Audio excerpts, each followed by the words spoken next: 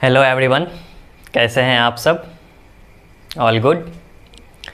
तो आज के लेक्चर में हम लोग जानेंगे टोटल इंटरनल रिफ्लेक्शन, जिसको एब्रीविएशन शॉर्ट फॉर्म में बोलते हैं TIR, और क्रिटिकल एंगल। इसको समझने के लिए एक डायग्राम बना रहे हैं, उसको आप लोग देखिए।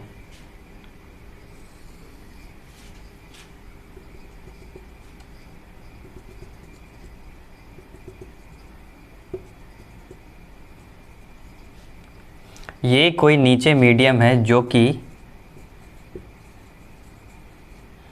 ऑप्टिकली डेंसर मीडियम है, और ऊपर कोई मीडियम है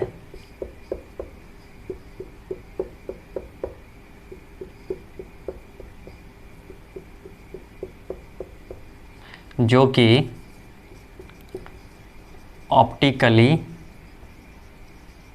रेयरर मीडियम है। अब हम लोग जानते हैं कि लाइट जब ऑप्टिकली डेंसर मीडियम से ऑप्टिकली रेयरर मीडियम में जाती है तो वो नॉर्मल से दूर मुड़ जाती है ना। तो दिखाते हैं कि लाइट जब इंसिडेंट हो रही है किधर से किधर, डेंसर मीडियम से rarer medium, point of incidence पे एक नॉर्मल बनाएंगे, एन डैश, ये नॉर्मल है, ठीक है। तो ये अगर ये ऊपर भी डेंसर मीडियम होती तो लाइट कुछ इस तरह से इस डायरेक्शन में चली जाती बिना मुड़े, सेम मीडियम होता तो। लेकिन यहाँ पे मीडियम चेंज हो गया है, मीडियम दूसरा हो गया है। मीडियम दूसरा होने के वजह से, और मीडियम कैसा है, डेंसर मीडियम से हम लोग रेयरर मीडियम में जा रहे हैं, तो किधर मुड़ेगी लाइट, नॉर्मल से दूर मुड़ जाएगी, तो इस डायरेक्शन में चली जाएगी, ठीक है। हम लोग अगर इसको एंगल ऑफ इंसिडेंस बोलते हैं, इसको एंगल ऑफ नहीं, एंगल ऑफ रिफ्रैक्शन जो होता है वो होता है नॉर्मल से लेते हैं हम लोग, तो ये एंगल R, ये एंगल I, ठीक है। इसको ये डॉटेड वाला डायग्राम से अलग करके एक दूसरा बनाते हैं। नीचे क्या है, डेंसर मीडियम है, ऊपर रेयरर मीडियम है। एक नॉर्मल बना दे रहे हैं, एन डैश।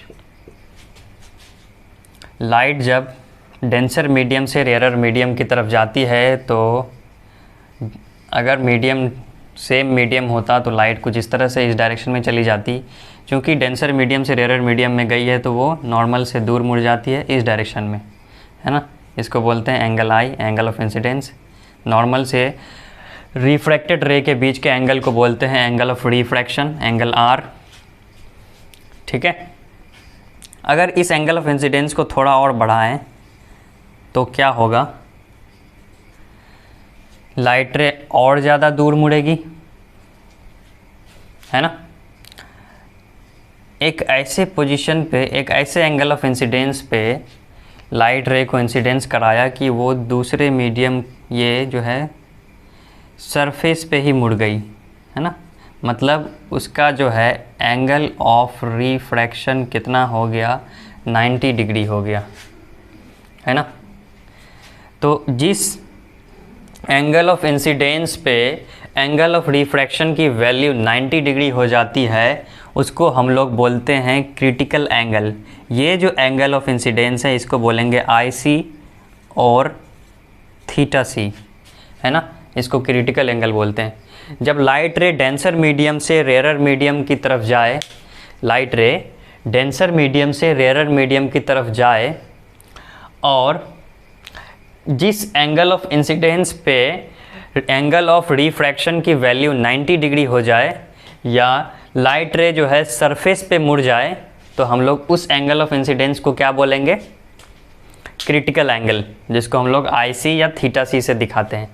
अब इस क्रिटिकल एंगल से थोड़ा सा एंगल और बढ़ा के अगर इंसिडेंट करें तो लाइट रे वापस उसी मीडियम में आ जाती है, वापस जिस डेंसर मीडियम से गई थी उसी मीडियम में आ गई।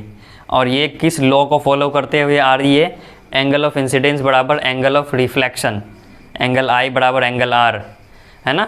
लॉ ऑफ रिफ्लेक्शन को फॉलो करते हुए आ रही है, इसीलिए इसको हम लोग क्या बोलते हैं, टोटल इंटरनल रिफ्लेक्शन, है ना।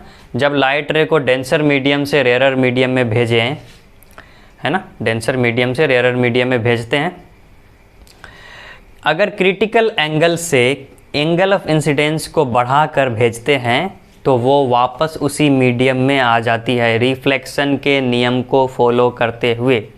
इसी को हम लोग क्या बोलते हैं, TIR, टोटल इंटरनल रिफ्लेक्शन। ठीक है, उम्मीद है समझ, क्योंकि शाम के टाइम में नॉइज़ रहता है और मैं रूम पे बना रहा हूँ, कोई स्टूडियो है नहीं नॉइज़ कैंसिलेशन वाला, जिससे कि साउंड को रोका जा सके।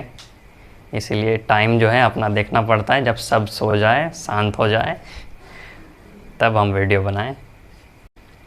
All the very best, take care. अभी सिचुएशन टफ चल रहा है, आप लोग बाहर नहीं निकलें, अंदर रूम पे रहें, नेट तो है ही, पढ़ाई करें। ठीक है, ऑल द वेरी बेस्ट।